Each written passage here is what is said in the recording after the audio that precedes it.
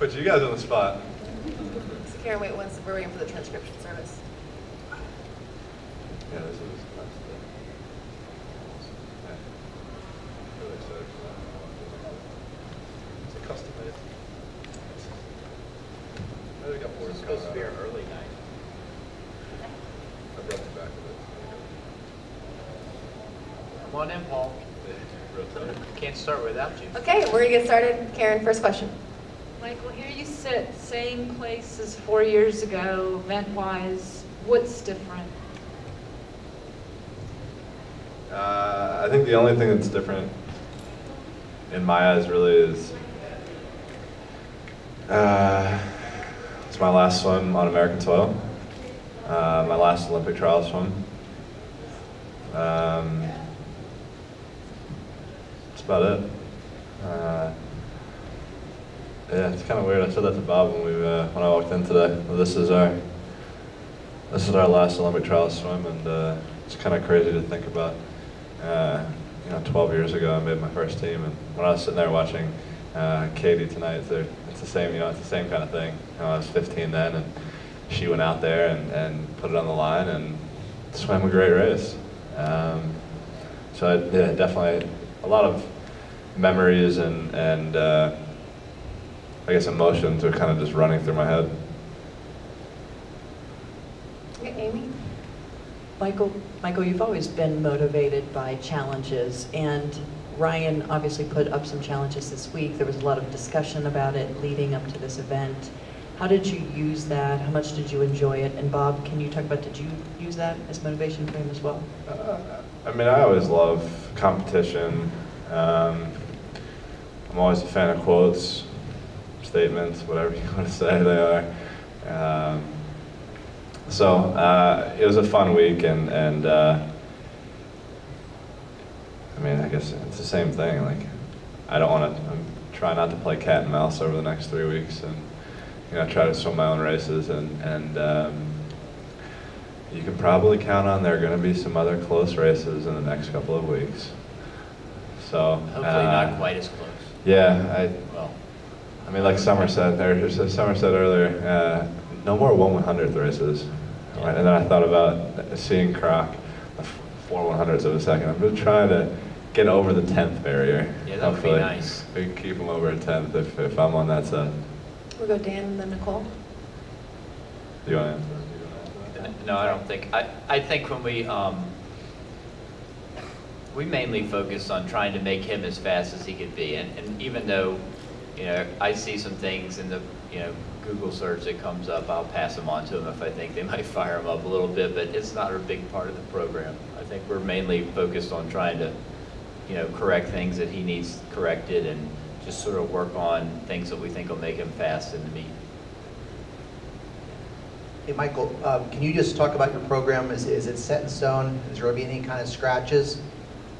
And Ryan talked about that he wasn't fully tapered, rested for this meet. Where were you as far as your conditioning? He kind of said he used this as a training meet.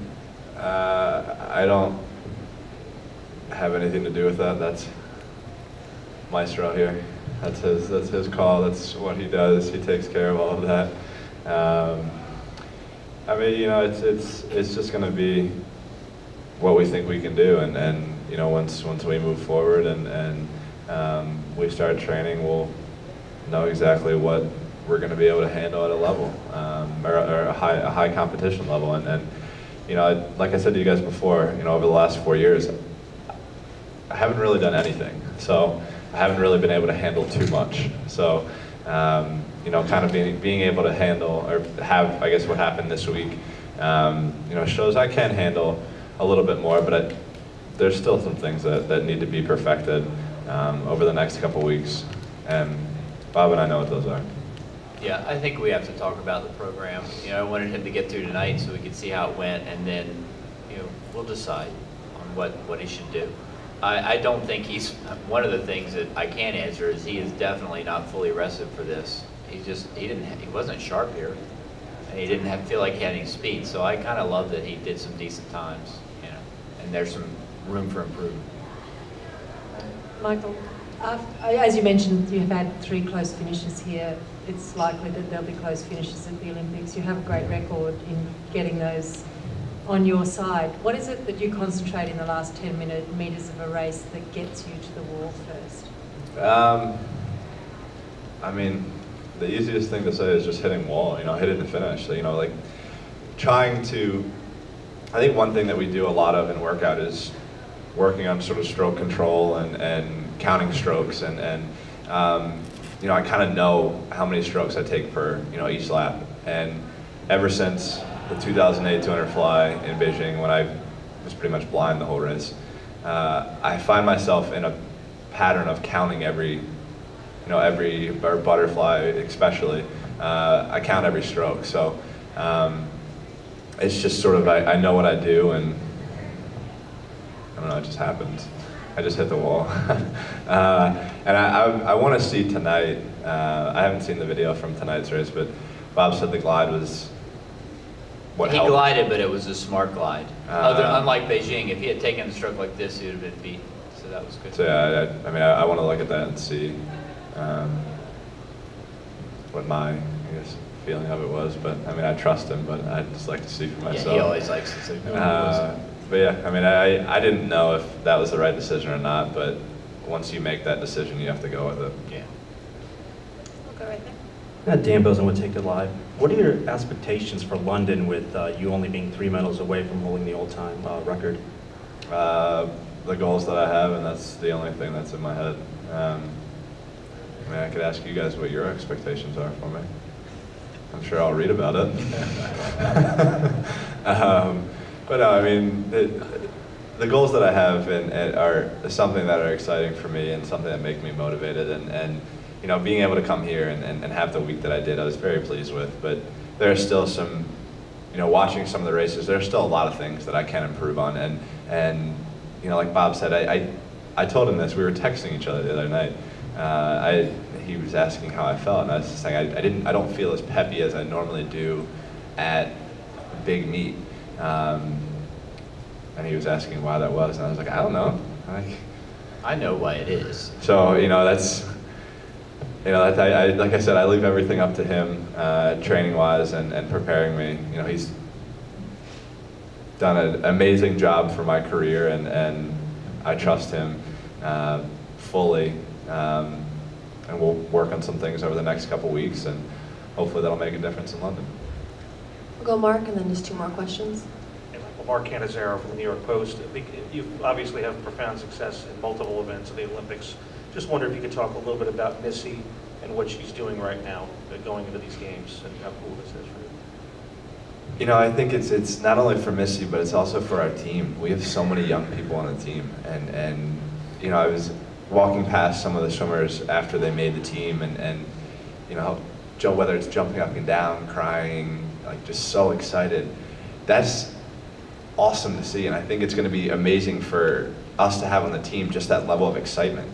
I remember, when I made my first team, it was the coolest feeling in the world. So I think I don't want to say call myself old, but for the old guys, we'll be able to use their energy and get a little bit more fired up, and I think our team's going to be great. And Missy, coming into a meet like this, it is very stressful and it is very challenging, and this being her first Olympic trials, I think she did a great job. With the doubles and the triples, or the 15,000 events, she was always running back and forth. She handled herself great.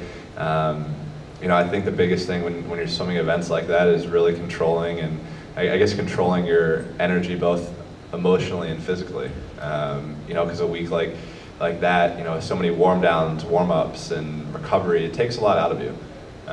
So she seemed to do a great job, and I think she was in the ice tub right after me the other night. So she was asking how it was, and I think my toes were cold for about an hour after I got out, so I'm sure she felt the same way. But she's on top of things, and I think that's going to be amazing for her to be able to come back in a couple weeks and do the same thing, if not better. Alan, and then Paul. Michael, you said that you weren't feeling as peppy in this event as you have in the past. 2 questions. Are you still feeling as passionate about the Olympics as you always have? And of course, the question we all want to know, are you still aiming for the 8 events? I mean, I'm still excited about the Olympics. I mean, it's the biggest, stage to perform at. You get to go out and wear the stars and stripes and the red, white, and blue. So, yes, to be able to be an Olympian, not many people can say that. And I think that's something that I'll be able to say for the rest of my life.